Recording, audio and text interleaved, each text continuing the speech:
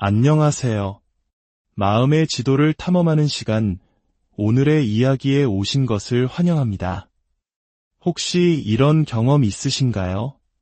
마치 영화의 한 장면처럼 운명적으로 시작된 관계, 이 세상에 단 둘만 존재하는 것 같았던 뜨거운 사랑. 하지만 어느 순간부터인가 그 아름답던 동화가 조금씩 금이 가고 나는 끊임없이 상처받으면서도 이상하게 그 관계를 놓지 못하는 마치 늪에 빠진 듯한 기분을 느껴본 적 말입니다. 오늘은 바로 그 고통스러운 굴레, 트라우마 본딩, 즉 외상적 유대에 대해 깊이 이야기해보고자 합니다. 이것은 단순히 누군가에게 끌리는 감정이 아닙니다. 매력적인 사람에게 빠져드는 것은 관계의 시작일 뿐, 트라우마 본딩은 우리를 그 관계 속에 갇히게 만드는 보이지 않는 족쇄와 같습니다. 이야기를 시작하기에 앞서 만약 오늘 우리의 이야기가 여러분의 마음에 작은 울림을 주거나 혹은 주변에 이와 같은 아픔을 겪는 이가 떠오른다면 조용히 좋아요를 눌러주세요. 여러분의 작은 관심이 모여 저희가 더 깊이 있고 의미 있는 콘텐츠를 만드는데 큰 힘이 됩니다.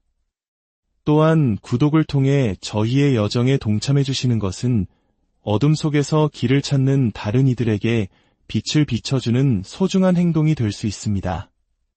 자, 그럼 시작하겠습니다. 우리는 흔히 자기애가 강한 소위 나르시시스트와의 관계에 대해 이야기하곤 합니다. 그들은 처음 만났을 때 눈부시게 매력적입니다.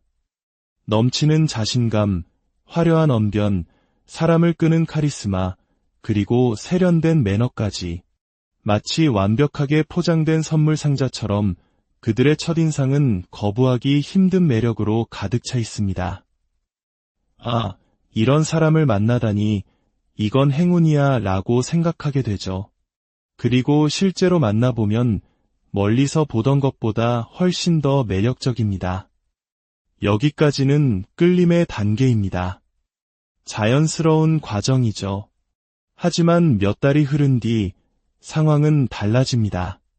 그가 아무렇지 않게 당신의 감정과 생각을 무시하고 교묘하게 당신 탓으로 돌리는 가스라이팅을 시작합니다. 당신을 조종하려 들고 뒤에서는 당신이 모르는 의심스러운 행동들을 합니다. 당신의 가치를 깎아내리고 당신의 의견을 묵살합니다. 그런데도 당신은 그럴 만한 이유가 있었을 거야. 원래 저런 사람이 아닌데 요즘 힘들어서 그래 라며 그를 위한 변명을 만들고 있다면 그것이 바로 트라우마 본딩이 시작되었다는 신호입니다. 매력적인 끌림에서 고통스러운 유대로 넘어가는 그 과정의 중심에는 러브 바밍이라는 달콤한 폭격이 있습니다. 관계 초기의 나르시시스트는 모든 애정과 관심을 당신에게 쏟아붓습니다. 끊임없는 칭찬과 선물, 미래에 대한 장밋빛 약속들로 당신을 세상에서 가장 특별한 사람으로 느끼게 만듭니다. 한국의 많은 분들이 꿈꾸는 드라마 속 열정적인 사랑처럼 이 시기는 너무나 황홀해서 현실이 아닌 것만 같습니다. 동화 속 주인공이 된 기분이죠. 하지만 어떻게 동화 속에서 누군가를 끌어낼 수 있을까요? 그건 결코 쉽지 않습니다. 이 러브 바밍이라는 달콤한 컵케이크의 크림 부분만 맛보고 끝낼 수 있는 사람은 거의 없습니다. 그 달콤함에 취해 있는 동안 우리는 서서히 다가오는 위험을 감지하지 못합니다. 그렇게 동화 같은 시간이 흐르다 보면 어느 순간부터 균열이 생기기 시작합니다. 바로 평가절하의 단계입니다. 이 변화는 급작스럽게 오지 않습니다. 아주 서서히 당신이 눈치채지 못할 정도로 교묘하게 진행됩니다. 저는 3번의 법칙을 중요하게 생각합니다. 첫 번째, 이상한 일이 일어났을 땐 그럴 수 있지 하고 넘어갈 수 있습니다. 두 번째, 비슷한 일이 반복되면 우연의 일치인가 하고 생각합니다. 하지만 3번째 같은 일이 벌어진다면 그것은 더 이상 우연이 아니라 명백한 패턴입니다. 관계 속에서 당신의 감정이 3번 이상 무시당하거나 그의 의심스러운 행동이 3번 이상 발견된다면 이제는 정신을 차리고 상황을 직시해야 할 때입니다. 이 시기는 매우 혼란스럽습니다. 러브 바밍의 달콤함이 아직 완전히 사라지지 않았기 때문입니다. 그는 여전히 가끔씩 예전처럼 다정한 모습을 보여줍니다. 바로 이 지점이 가장 위험한 비무장지대와 같습니다. 당신의 가치를 깎아내리는 행동들이 시작되었지만 동시에 과거에 좋았던 기억과 간헐적으로 주어지는 애정이 당신을 붙잡습니다. 당신은 그 좋았던 시절로 돌아가고 싶어서 그 작은 애정의 부스러기를 얻기 위해 노력하게 됩니다. 이것이 바로 간헐적 강화의 무서움입니다. 마치 슬롯머신과 같죠.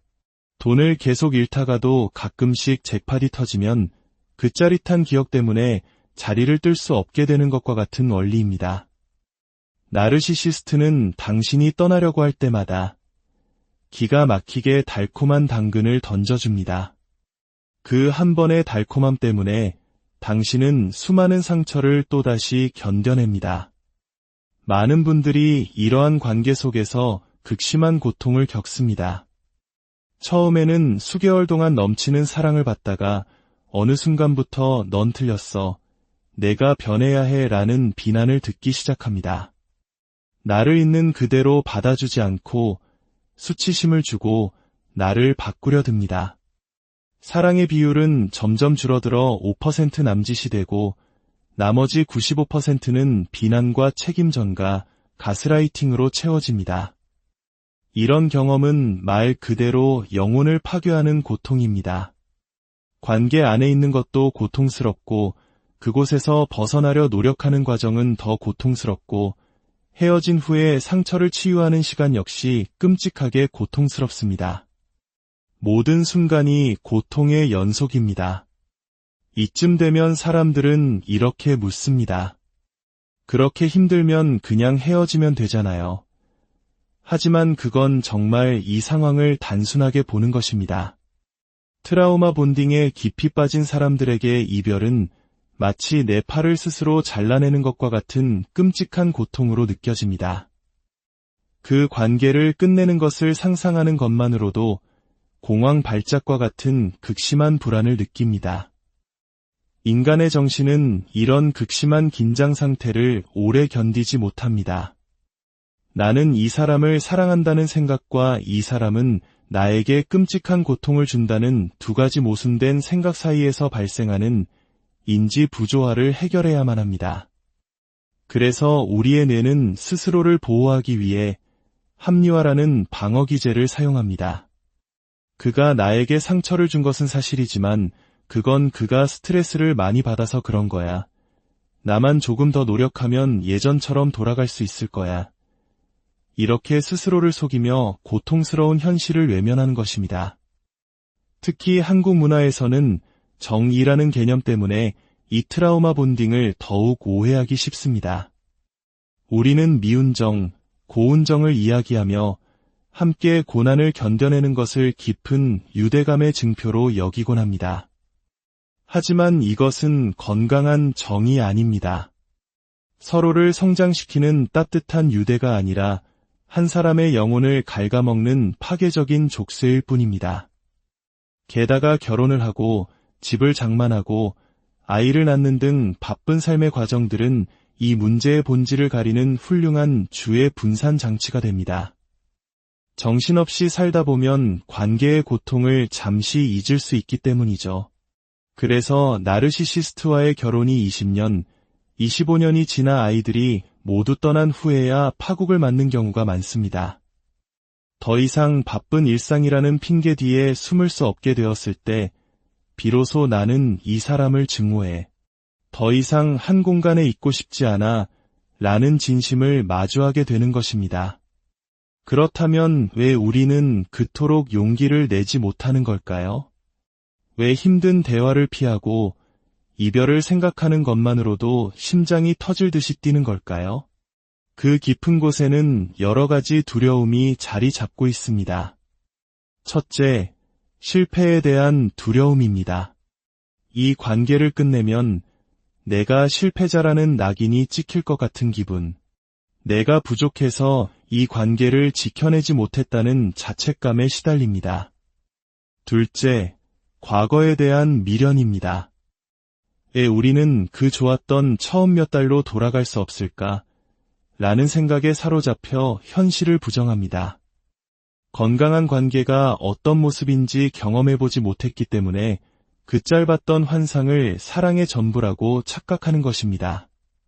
셋째, 이별 후의 보복에 대한 두려움입니다. 만약 내가 먼저 이 관계를 끝낸다면 그가 내 인생을 망가뜨릴지도 모른다는 공포. 실제로 나르시시스트와의 이별 후에는 스토킹, 끊임없는 문자 폭탄, SNS를 통한 명예훼손 등 이별 후 학대가 벌어지는 경우가 많습니다. 이 끔찍한 일을 피하는 유일한 방법은 그냥 이 관계에 머무는 것이라고 생각해버리는 것이죠. 마지막으로 가장 강력한 두려움은 바로 후회에 대한 두려움입니다. 만약 내가 잘못 생각한 거라면 어떡하지? 이건 그냥 관계의 성장통일 뿐인데 내가 너무 예민하게 구는 거라면, 내가 떠나고 나서 저 사람이 변해서 다음 사람에게는 완벽한 연인이 되어주면 어떡하지? 이 생각에 늪에 빠지면 헤어나오기가 정말 어렵습니다. 마치 아이가 자신이 가지고 놀지도 않는 장난감을 다른 아이에게 뺏기기 싫어하는 심리와 같습니다. 내가 갖기엔 버겁지만 남 주기는 아까운 것이죠. 하지만 기억해야 합니다. 그들은 쉽게 변하지 않습니다. 그들은 당신이 떠나면 아마 금방 다른 사람을 찾아 나설 것입니다. 그것이 그들의 방식이니까요. 만약 당신이 지금 이런 고통 속에 있다면 이 모든 것이 당신의 잘못이 아니라는 것을 꼭 말씀드리고 싶습니다. 이것은 당신이 약해서가 아니라 너무나 교묘하게 설계된 심리적 학대의 패턴에 빠졌기 때문입니다. 그리고 이 패턴을 명확하게 인지하는 것이 바로 이 굴레를 끊어내는 첫걸음입니다. 당신은 혼자가 아닙니다. 당신의 고통을 이해하고 당신의 여정을 응원하는 사람들이 있습니다. 오늘 이야기가 당신이 자신의 상황을 조금 더 명확하게 바라보는데 도움이 되었기를 바랍니다. 스스로를 선택할 용기를 찾으시는 당신의 모든 걸음을 저희가 항상 여기서 응원하겠습니다. 당신의 삶이 건강한 관계로 진정한 행복으로 채워지기를 안녕하세요. 마음의 지도를 탐험하는 시간, 오늘의 이야기에 오신 것을 환영합니다. 혹시 이런 경험 있으신가요? 마치 영화의 한 장면처럼 운명적으로 시작된 관계, 이 세상에 단 둘만 존재하는 것 같았던 뜨거운 사랑. 하지만 어느 순간부터인가 그 아름답던 동화가 조금씩 금이 가고 나는 끊임없이 상처받으면서도 이상하게 그 관계를 놓지 못하는 마치 늪에 빠진 듯한 기분을 느껴본 적 말입니다. 오늘은 바로 그 고통스러운 굴레, 트라우마 본딩, 즉 외상적 유대에 대해 깊이 이야기해보고자 합니다. 이것은 단순히 누군가에게 끌리는 감정이 아닙니다. 매력적인 사람에게 빠져드는 것은 관계의 시작일 뿐, 트라우마 본딩은 우리를 그 관계 속에 갇히게 만드는 보이지 않는 족쇄와 같습니다. 이야기를 시작하기에 앞서 만약 오늘 우리의 이야기가 여러분의 마음에 작은 울림을 주거나 혹은 주변에 이와 같은 아픔을 겪는 이가 떠오른다면 조용히 좋아요를 눌러주세요. 여러분의 작은 관심이 모여 저희가 더 깊이 있고 의미 있는 콘텐츠를 만드는데 큰 힘이 됩니다.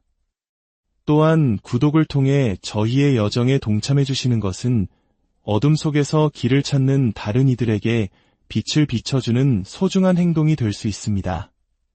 자, 그럼 시작하겠습니다. 우리는 흔히 자기애가 강한 소위 나르시시스트와의 관계에 대해 이야기하곤 합니다.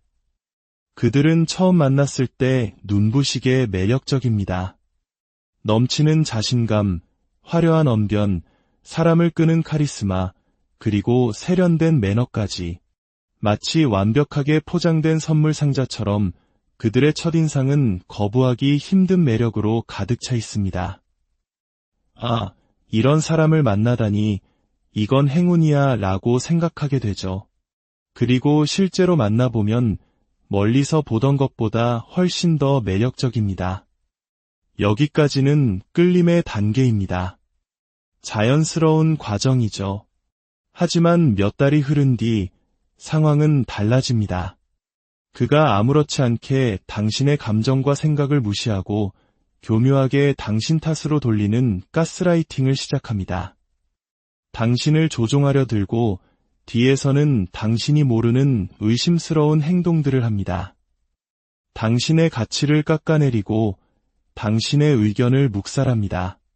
그런데도 당신은 그럴 만한 이유가 있었을 거야. 원래 저런 사람이 아닌데 요즘 힘들어서 그래 라며 그를 위한 변명을 만들고 있다면 그것이 바로 트라우마 본딩이 시작되었다는 신호입니다. 매력적인 끌림에서 고통스러운 유대로 넘어가는 그 과정의 중심에는 러브 바밍이라는 달콤한 폭격이 있습니다. 관계 초기의 나르시시스트는 모든 애정과 관심을 당신에게 쏟아붓습니다. 끊임없는 칭찬과 선물, 미래에 대한 장밋빛 약속들로 당신을 세상에서 가장 특별한 사람으로 느끼게 만듭니다.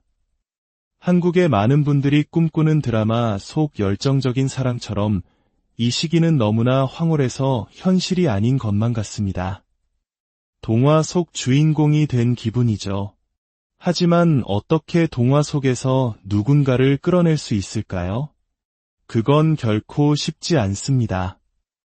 이 러브 바밍이라는 달콤한 컵케이크의 크림 부분만 맛보고 끝낼 수 있는 사람은 거의 없습니다.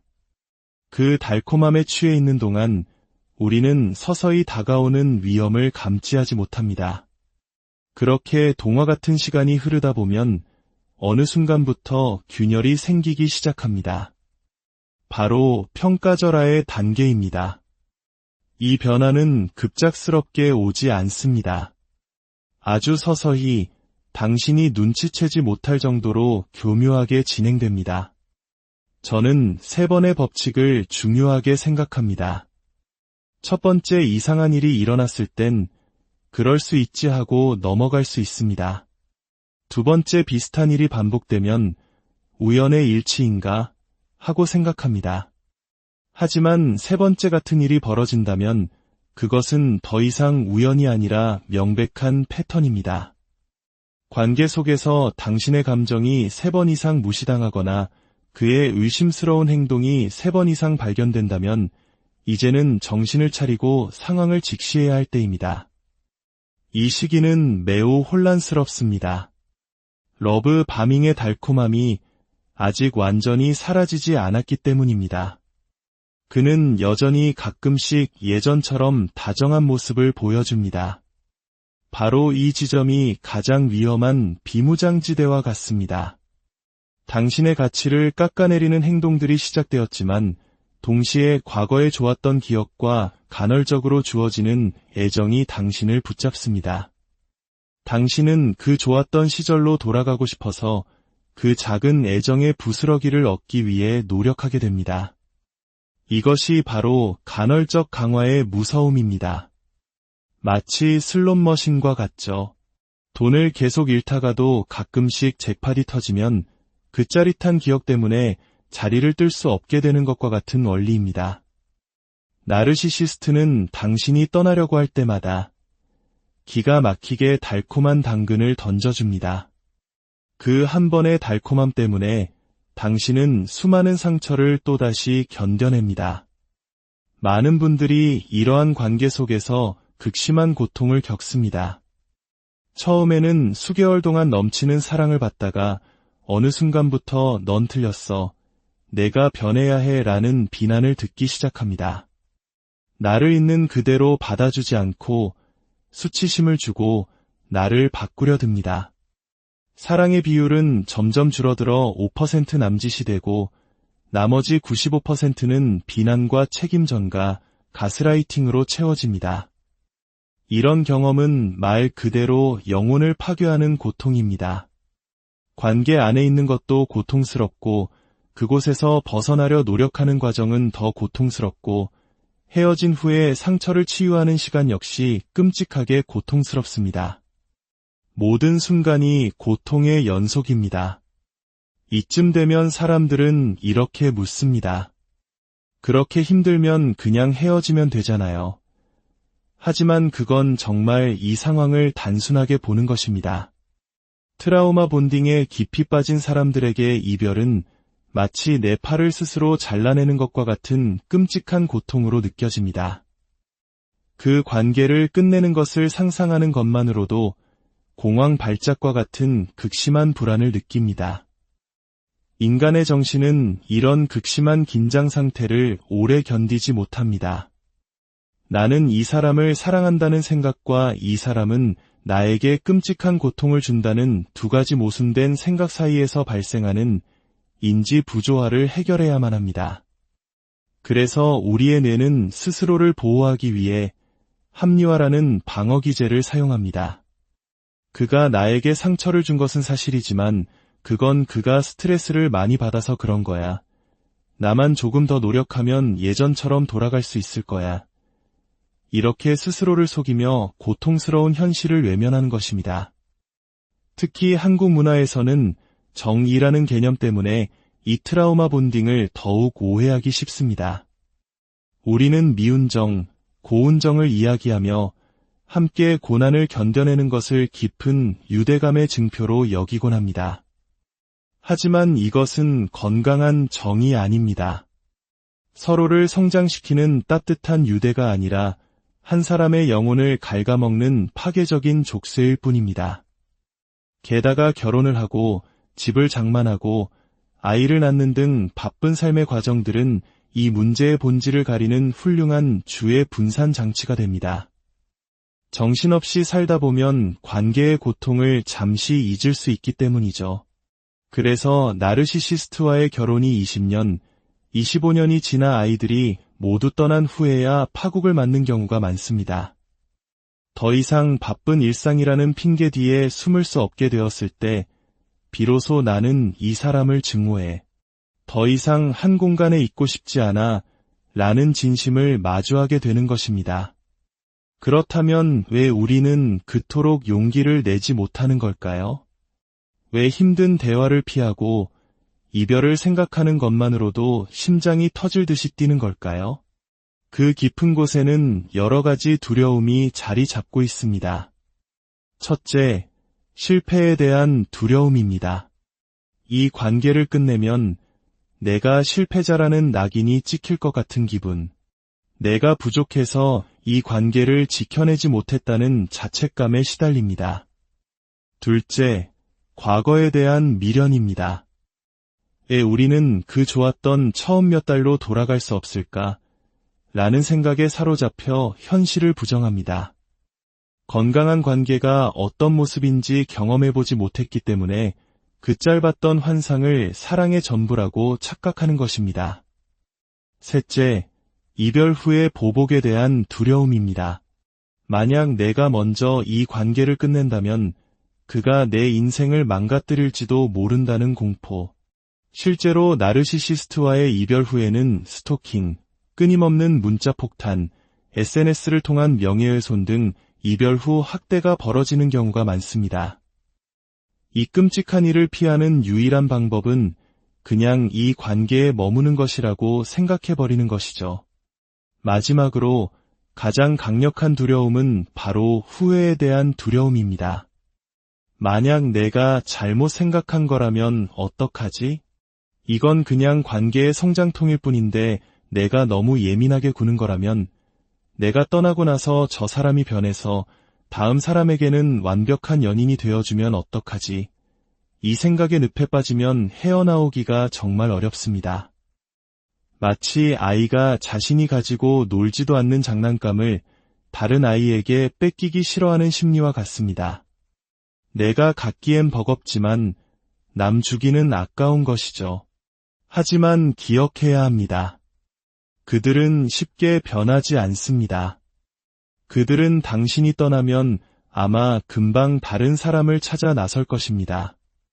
그것이 그들의 방식이니까요. 만약 당신이 지금 이런 고통 속에 있다면 이 모든 것이 당신의 잘못이 아니라는 것을 꼭 말씀드리고 싶습니다. 이것은 당신이 약해서가 아니라 너무나 교묘하게 설계된 심리적 학대의 패턴에 빠졌기 때문입니다. 그리고 이 패턴을 명확하게 인지하는 것이 바로 이 굴레를 끊어내는 첫걸음입니다. 당신은 혼자가 아닙니다. 당신의 고통을 이해하고 당신의 여정을 응원하는 사람들이 있습니다. 오늘 이야기가 당신이 자신의 상황을 조금 더 명확하게 바라보는데 도움이 되었기를 바랍니다.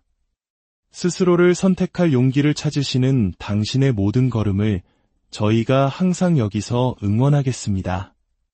당신의 삶이 건강한 관계로 진정한 행복으로 채워지기를 안녕하세요.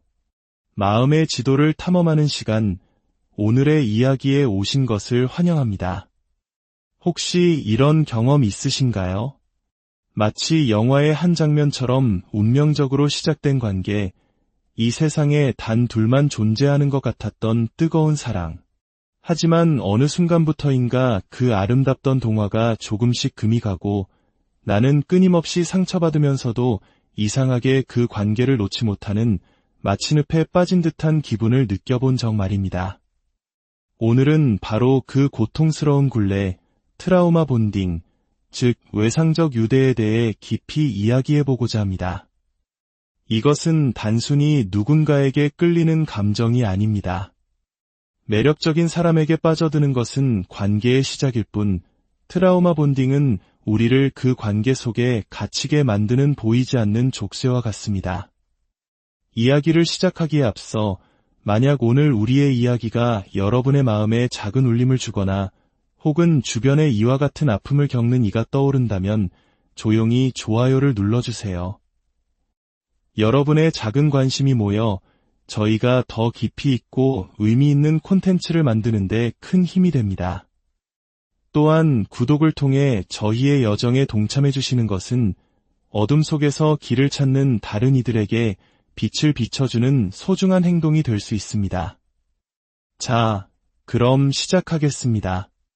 우리는 흔히 자기애가 강한 소위 나르시시스트와의 관계에 대해 이야기하곤 합니다.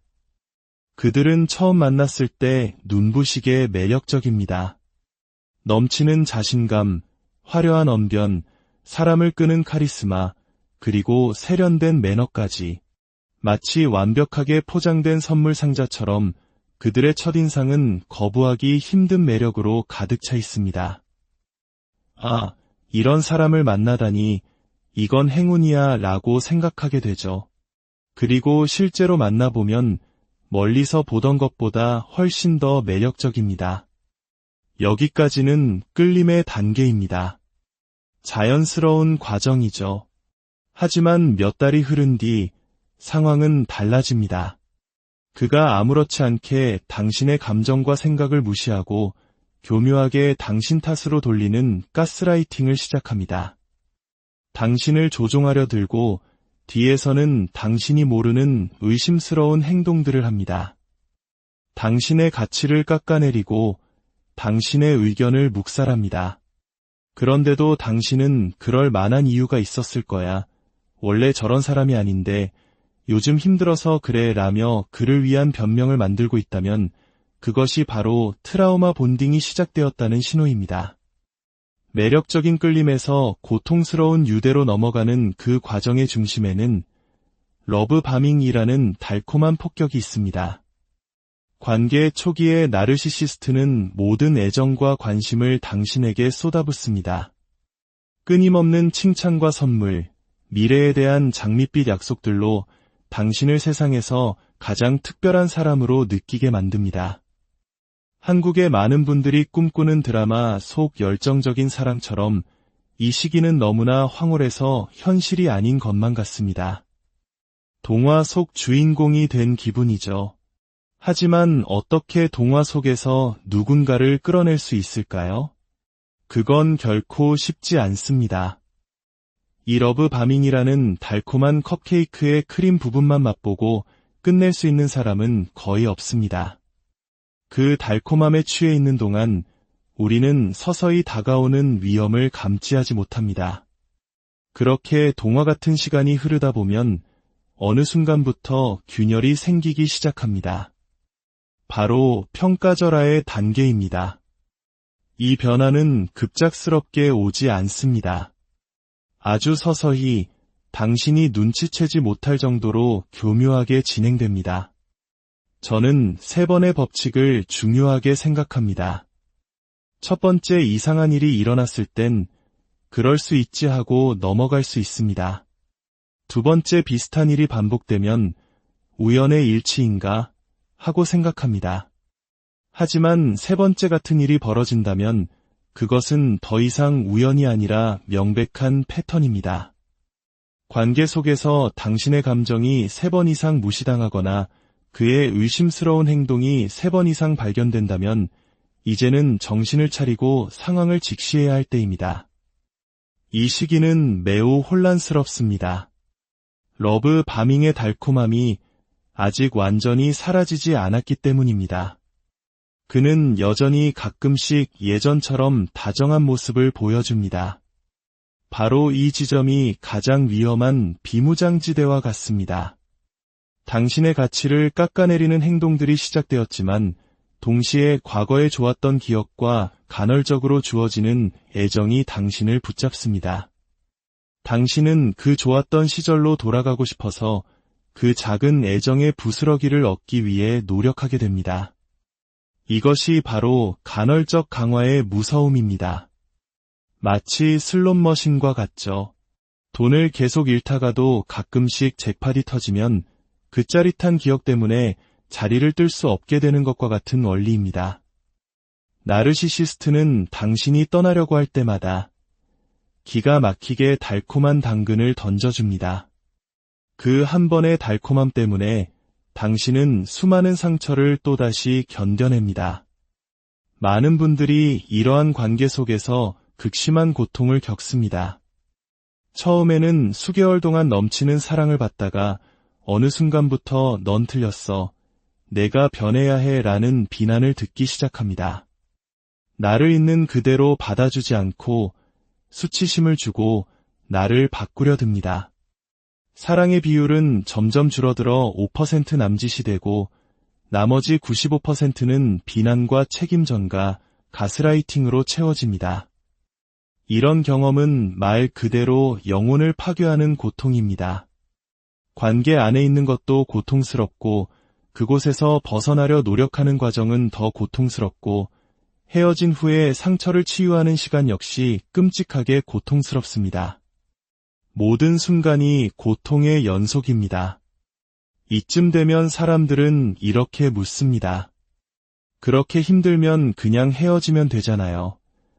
하지만 그건 정말 이 상황을 단순하게 보는 것입니다. 트라우마 본딩에 깊이 빠진 사람들에게 이별은 마치 내 팔을 스스로 잘라내는 것과 같은 끔찍한 고통으로 느껴집니다. 그 관계를 끝내는 것을 상상하는 것만으로도 공황 발작과 같은 극심한 불안을 느낍니다. 인간의 정신은 이런 극심한 긴장 상태를 오래 견디지 못합니다. 나는 이 사람을 사랑한다는 생각과 이 사람은 나에게 끔찍한 고통을 준다는 두 가지 모순된 생각 사이에서 발생하는 인지 부조화를 해결해야만 합니다.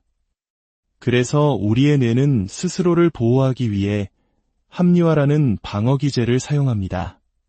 그가 나에게 상처를 준 것은 사실이지만 그건 그가 스트레스를 많이 받아서 그런 거야. 나만 조금 더 노력하면 예전처럼 돌아갈 수 있을 거야. 이렇게 스스로를 속이며 고통스러운 현실을 외면하는 것입니다. 특히 한국 문화에서는 정의라는 개념 때문에 이 트라우마 본딩을 더욱 오해하기 쉽습니다.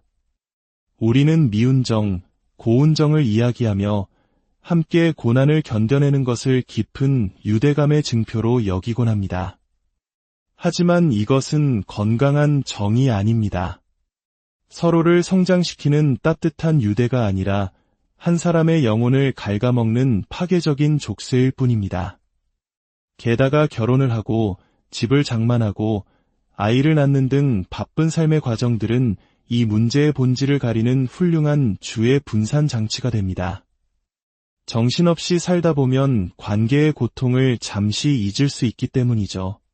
그래서 나르시시스트와의 결혼이 20년, 25년이 지나 아이들이 모두 떠난 후에야 파국을 맞는 경우가 많습니다. 더 이상 바쁜 일상이라는 핑계 뒤에 숨을 수 없게 되었을 때 비로소 나는 이 사람을 증오해. 더 이상 한 공간에 있고 싶지 않아 라는 진심을 마주하게 되는 것입니다. 그렇다면 왜 우리는 그토록 용기를 내지 못하는 걸까요? 왜 힘든 대화를 피하고 이별을 생각하는 것만으로도 심장이 터질 듯이 뛰는 걸까요? 그 깊은 곳에는 여러 가지 두려움이 자리 잡고 있습니다. 첫째, 실패에 대한 두려움입니다. 이 관계를 끝내면 내가 실패자라는 낙인이 찍힐 것 같은 기분. 내가 부족해서 이 관계를 지켜내지 못했다는 자책감에 시달립니다. 둘째, 과거에 대한 미련입니다. 왜 우리는 그 좋았던 처음 몇 달로 돌아갈 수 없을까? 라는 생각에 사로잡혀 현실을 부정합니다. 건강한 관계가 어떤 모습인지 경험해보지 못했기 때문에 그 짧았던 환상을 사랑의 전부라고 착각하는 것입니다. 셋째, 이별 후의 보복에 대한 두려움입니다. 만약 내가 먼저 이 관계를 끝낸다면 그가 내 인생을 망가뜨릴지도 모른다는 공포. 실제로 나르시시스트와의 이별 후에는 스토킹, 끊임없는 문자 폭탄, SNS를 통한 명예훼손 등 이별 후 학대가 벌어지는 경우가 많습니다. 이 끔찍한 일을 피하는 유일한 방법은 그냥 이 관계에 머무는 것이라고 생각해버리는 것이죠. 마지막으로 가장 강력한 두려움은 바로 후회에 대한 두려움입니다. 만약 내가 잘못 생각한 거라면 어떡하지? 이건 그냥 관계의 성장통일 뿐인데 내가 너무 예민하게 구는 거라면, 내가 떠나고 나서 저 사람이 변해서 다음 사람에게는 완벽한 연인이 되어주면 어떡하지? 이 생각에 늪에 빠지면 헤어나오기가 정말 어렵습니다. 마치 아이가 자신이 가지고 놀지도 않는 장난감을 다른 아이에게 뺏기기 싫어하는 심리와 같습니다. 내가 갖기엔 버겁지만 남 주기는 아까운 것이죠. 하지만 기억해야 합니다. 그들은 쉽게 변하지 않습니다. 그들은 당신이 떠나면 아마 금방 다른 사람을 찾아 나설 것입니다. 그것이 그들의 방식이니까요. 만약 당신이 지금 이런 고통 속에 있다면 이 모든 것이 당신의 잘못이 아니라는 것을 꼭 말씀드리고 싶습니다. 이것은 당신이 약해서가 아니라 너무나 교묘하게 설계된 심리적 학대의 패턴에 빠졌기 때문입니다. 그리고 이 패턴을 명확하게 인지하는 것이 바로 이 굴레를 끊어내는 첫걸음입니다. 당신은 혼자가 아닙니다. 당신의 고통을 이해하고 당신의 여정을 응원하는 사람들이 있습니다. 오늘 이야기가 당신이 자신의 상황을 조금 더 명확하게 바라보는데 도움이 되었기를 바랍니다. 스스로를 선택할 용기를 찾으시는 당신의 모든 걸음을 저희가 항상 여기서 응원하겠습니다. 당신의 삶이 건강한 관계로 진정한 행복으로 채워지기를 안녕하세요. 마음의 지도를 탐험하는 시간, 오늘의 이야기에 오신 것을 환영합니다. 혹시 이런 경험 있으신가요? 마치 영화의 한 장면처럼 운명적으로 시작된 관계, 이 세상에 단 둘만 존재하는 것 같았던 뜨거운 사랑. 하지만 어느 순간부터인가 그 아름답던 동화가 조금씩 금이 가고 나는 끊임없이 상처받으면서도 이상하게 그 관계를 놓지 못하는 마치 늪에 빠진 듯한 기분을 느껴본 적 말입니다. 오늘은 바로 그 고통스러운 굴레, 트라우마 본딩, 즉 외상적 유대에 대해 깊이 이야기해보고자 합니다. 이것은 단순히 누군가에게 끌리는 감정이 아닙니다. 매력적인 사람에게 빠져드는 것은 관계의 시작일 뿐, 트라우마 본딩은 우리를 그 관계 속에 갇히게 만드는 보이지 않는 족쇄와 같습니다. 이야기를 시작하기에 앞서 만약 오늘 우리의 이야기가 여러분의 마음에 작은 울림을 주거나 혹은 주변에 이와 같은 아픔을 겪는 이가 떠오른다면 조용히 좋아요를 눌러주세요. 여러분의 작은 관심이 모여 저희가 더 깊이 있고 의미 있는 콘텐츠를 만드는데 큰 힘이 됩니다. 또한 구독을 통해 저희의 여정에 동참해 주시는 것은 어둠 속에서 길을 찾는 다른 이들에게 빛을 비춰주는 소중한 행동이 될 수 있습니다. 자, 그럼 시작하겠습니다. 우리는 흔히 자기애가 강한 소위 나르시시스트와의 관계에 대해 이야기하곤 합니다. 그들은 처음 만났을 때 눈부시게 매력적입니다. 넘치는 자신감, 화려한 언변, 사람을 끄는 카리스마, 그리고 세련된 매너까지 마치 완벽하게 포장된 선물 상자처럼 그들의 첫인상은 거부하기 힘든 매력으로 가득 차 있습니다. 아, 이런 사람을 만나다니 이건 행운이야 라고 생각하게 되죠. 그리고 실제로 만나보면 멀리서 보던 것보다 훨씬 더 매력적입니다. 여기까지는 끌림의 단계입니다. 자연스러운 과정이죠. 하지만 몇 달이 흐른 뒤 상황은 달라집니다. 그가 아무렇지 않게 당신의 감정과 생각을 무시하고 교묘하게 당신 탓으로 돌리는 가스라이팅을 시작합니다. 당신을 조종하려 들고 뒤에서는 당신이 모르는 의심스러운 행동들을 합니다. 당신의 가치를 깎아내리고 당신의 의견을 묵살합니다. 그런데도 당신은 그럴 만한 이유가 있었을 거야. 원래 저런 사람이 아닌데 요즘 힘들어서 그래 라며 그를 위한 변명을 만들고 있다면 그것이 바로 트라우마 본딩이 시작되었다는 신호입니다. 매력적인 끌림에서 고통스러운 유대로 넘어가는 그 과정의 중심에는 러브 바밍이라는 달콤한 폭격이 있습니다. 관계 초기의 나르시시스트는 모든 애정과 관심을 당신에게 쏟아붓습니다. 끊임없는 칭찬과 선물, 미래에 대한 장밋빛 약속들로 당신을 세상에서 가장 특별한 사람으로 느끼게 만듭니다. 한국의 많은 분들이 꿈꾸는 드라마 속 열정적인 사랑처럼 이 시기는 너무나 황홀해서 현실이 아닌 것만 같습니다. 동화 속 주인공이 된 기분이죠. 하지만 어떻게 동화 속에서 누군가를 끌어낼 수 있을까요? 그건 결코 쉽지 않습니다. 이 러브 바밍이라는 달콤한 컵케이크의 크림 부분만 맛보고 끝낼 수 있는 사람은 거의 없습니다. 그 달콤함에 취해 있는 동안 우리는 서서히 다가오는 위험을 감지하지 못합니다. 그렇게 동화 같은 시간이 흐르다 보면 어느 순간부터 균열이 생기기 시작합니다. 바로 평가절하의 단계입니다. 이 변화는 급작스럽게 오지 않습니다. 아주 서서히 당신이 눈치채지 못할 정도로 교묘하게 진행됩니다. 저는 3번의 법칙을 중요하게 생각합니다. 첫 번째, 이상한 일이 일어났을 땐 그럴 수 있지 하고 넘어갈 수 있습니다. 두 번째, 비슷한 일이 반복되면 우연의 일치인가 하고 생각합니다. 하지만 3번째 같은 일이 벌어진다면 그것은 더 이상 우연이 아니라 명백한 패턴입니다. 관계 속에서 당신의 감정이 3번 이상 무시당하거나 그의 의심스러운 행동이 3번 이상 발견된다면 이제는 정신을 차리고 상황을 직시해야 할 때입니다. 이 시기는 매우 혼란스럽습니다. 러브 바밍의 달콤함이 아직 완전히 사라지지 않았기 때문입니다. 그는 여전히 가끔씩 예전처럼 다정한 모습을 보여줍니다. 바로 이 지점이 가장 위험한 비무장지대와 같습니다. 당신의 가치를 깎아내리는 행동들이 시작되었지만 동시에 과거에 좋았던 기억과 간헐적으로 주어지는 애정이 당신을 붙잡습니다. 당신은 그 좋았던 시절로 돌아가고 싶어서 그 작은 애정의 부스러기를 얻기 위해 노력하게 됩니다.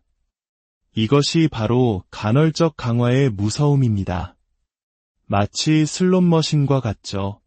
돈을 계속 잃다가도 가끔씩 잭팟이 터지면 그 짜릿한 기억 때문에 자리를 뜰 수 없게 되는 것과 같은 원리입니다. 나르시시스트는 당신이 떠나려고 할 때마다 기가 막히게 달콤한 당근을 던져줍니다. 그 한 번의 달콤함 때문에 당신은 수많은 상처를 또다시 견뎌냅니다. 많은 분들이 이러한 관계 속에서 극심한 고통을 겪습니다. 처음에는 수개월 동안 넘치는 사랑을 받다가 어느 순간부터 넌 틀렸어. 내가 변해야 해 라는 비난을 듣기 시작합니다. 나를 있는 그대로 받아주지 않고 수치심을 주고 나를 바꾸려 듭니다. 사랑의 비율은 점점 줄어들어 5% 남짓이 되고 나머지 95%는 비난과 책임전가, 가스라이팅으로 채워집니다. 이런 경험은 말 그대로 영혼을 파괴하는 고통입니다. 관계 안에 있는 것도 고통스럽고 그곳에서 벗어나려 노력하는 과정은 더 고통스럽고 헤어진 후에 상처를 치유하는 시간 역시 끔찍하게 고통스럽습니다. 모든 순간이 고통의 연속입니다. 이쯤 되면 사람들은 이렇게 묻습니다. 그렇게 힘들면 그냥 헤어지면 되잖아요. 하지만 그건 정말 이 상황을 단순하게 보는 것입니다. 트라우마 본딩에 깊이 빠진 사람들에게 이별은 마치 내 팔을 스스로 잘라내는 것과 같은 끔찍한 고통으로 느껴집니다. 그 관계를 끝내는 것을 상상하는 것만으로도 공황 발작과 같은 극심한 불안을 느낍니다. 인간의 정신은 이런 극심한 긴장 상태를 오래 견디지 못합니다. 나는 이 사람을 사랑한다는 생각과 이 사람은 나에게 끔찍한 고통을 준다는 두 가지 모순된 생각 사이에서 발생하는 인지 부조화를 해결해야만 합니다. 그래서 우리의 뇌는 스스로를 보호하기 위해 합리화라는 방어 기제를 사용합니다. 그가 나에게 상처를 준 것은 사실이지만 그건 그가 스트레스를 많이 받아서 그런 거야. 나만 조금 더 노력하면 예전처럼 돌아갈 수 있을 거야. 이렇게 스스로를 속이며 고통스러운 현실을 외면하는 것입니다. 특히 한국 문화에서는 정의라는 개념 때문에 이 트라우마 본딩을 더욱 오해하기 쉽습니다. 우리는 미운 정, 고운 정을 이야기하며 함께 고난을 견뎌내는 것을 깊은 유대감의 증표로 여기곤 합니다. 하지만 이것은 건강한 정이 아닙니다. 서로를 성장시키는 따뜻한 유대가 아니라 한 사람의 영혼을 갉아먹는 파괴적인 족쇄일 뿐입니다. 게다가 결혼을 하고 집을 장만하고 아이를 낳는 등 바쁜 삶의 과정들은 이 문제의 본질을 가리는 훌륭한 주의 분산 장치가 됩니다. 정신없이 살다 보면 관계의 고통을 잠시 잊을 수 있기 때문이죠. 그래서 나르시시스트와의 결혼이 20년, 25년이 지나 아이들이 모두 떠난 후에야 파국을 맞는 경우가 많습니다. 더 이상 바쁜 일상이라는 핑계 뒤에 숨을 수 없게 되었을 때 비로소 나는 이 사람을 증오해. 더 이상 한 공간에 있고 싶지 않아 라는 진심을 마주하게 되는 것입니다. 그렇다면 왜 우리는 그토록 용기를 내지 못하는 걸까요? 왜 힘든 대화를 피하고 이별을 생각하는 것만으로도 심장이 터질 듯이 뛰는 걸까요? 그 깊은 곳에는 여러 가지 두려움이 자리 잡고 있습니다. 첫째, 실패에 대한 두려움입니다. 이 관계를 끝내면 내가 실패자라는 낙인이 찍힐 것 같은 기분. 내가 부족해서 이 관계를 지켜내지 못했다는 자책감에 시달립니다. 둘째, 과거에 대한 미련입니다. 왜 우리는 그 좋았던 처음 몇 달로 돌아갈 수 없을까? 라는 생각에 사로잡혀 현실을 부정합니다. 건강한 관계가 어떤 모습인지 경험해보지 못했기 때문에 그 짧았던 환상을 사랑의 전부라고 착각하는 것입니다. 셋째, 이별 후의 보복에 대한 두려움입니다. 만약 내가 먼저 이 관계를 끝낸다면 그가 내 인생을 망가뜨릴지도 모른다는 공포. 실제로 나르시시스트와의 이별 후에는 스토킹, 끊임없는 문자 폭탄, SNS를 통한 명예훼손 등 이별 후 학대가 벌어지는 경우가 많습니다. 이 끔찍한 일을 피하는 유일한 방법은 그냥 이 관계에 머무는 것이라고 생각해버리는 것이죠. 마지막으로 가장 강력한 두려움은 바로 후회에 대한 두려움입니다. 만약 내가 잘못 생각한 거라면 어떡하지?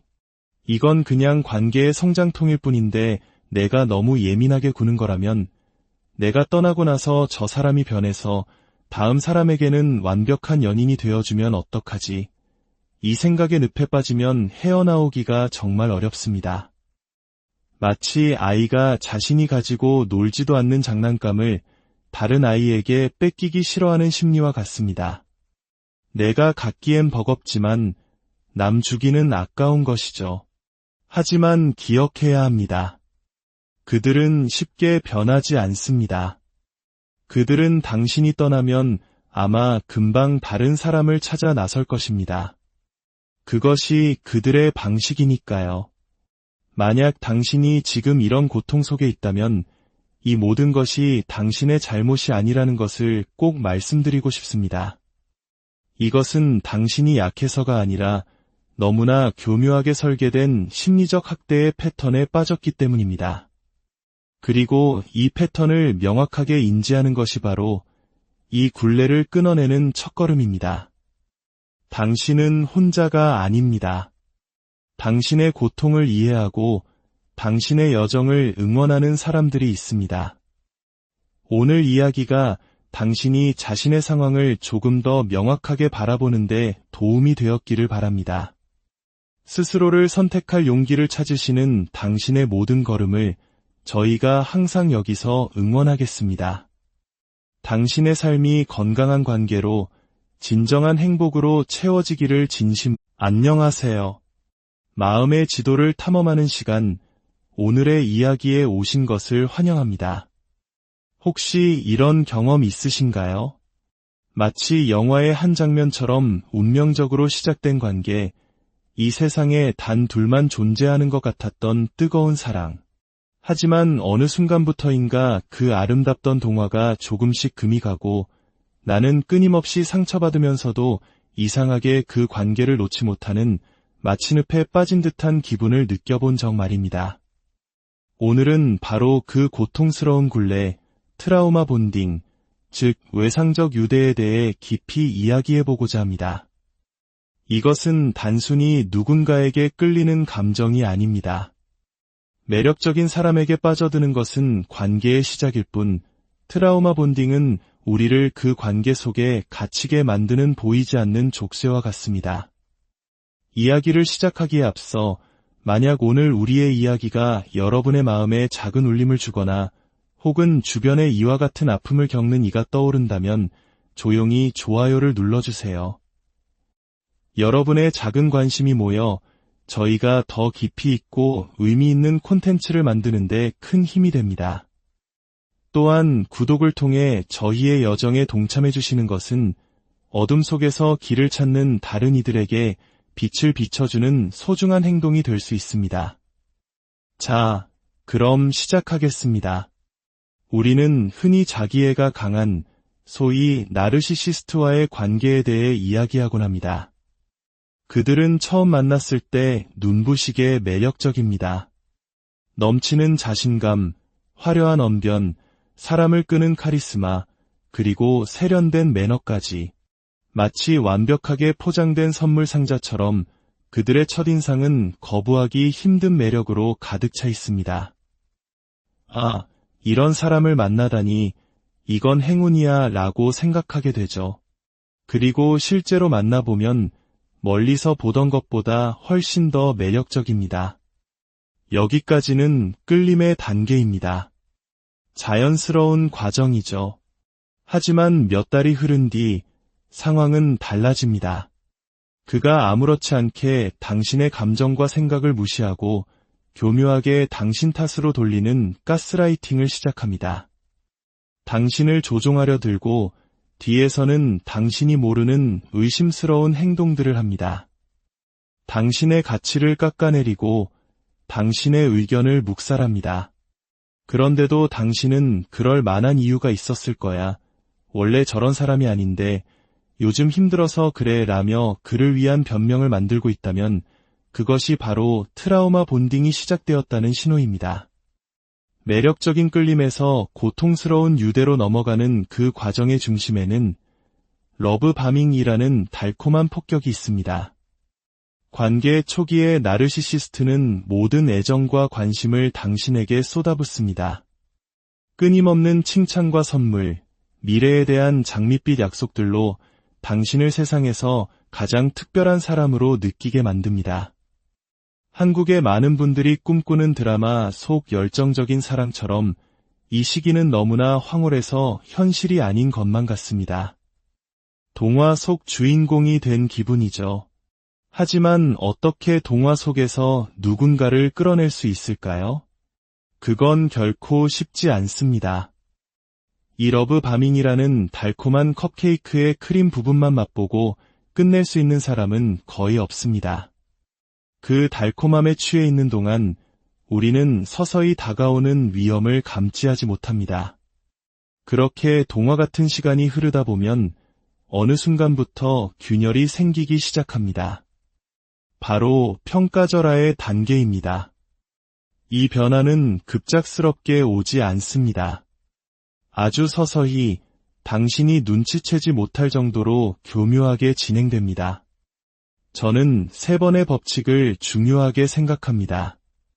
첫 번째, 이상한 일이 일어났을 땐 그럴 수 있지 하고 넘어갈 수 있습니다. 두 번째, 비슷한 일이 반복되면 우연의 일치인가 하고 생각합니다. 하지만 3번째 같은 일이 벌어진다면 그것은 더 이상 우연이 아니라 명백한 패턴입니다.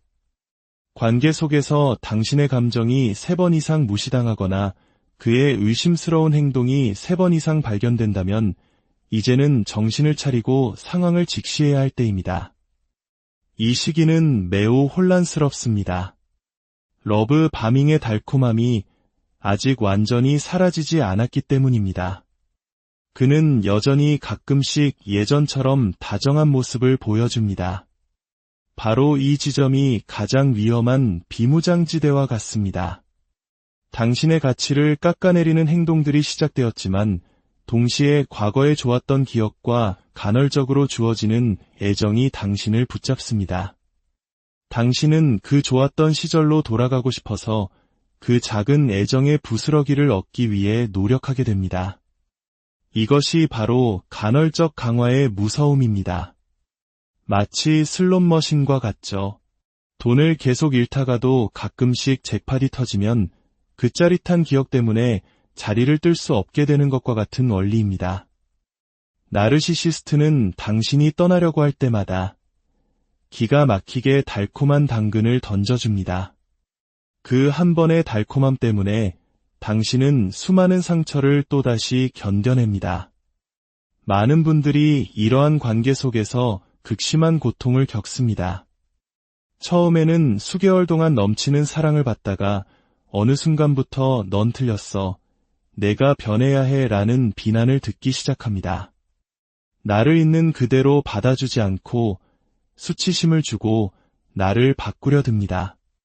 사랑의 비율은 점점 줄어들어 5% 남짓이 되고 나머지 95%는 비난과 책임전가, 가스라이팅으로 채워집니다.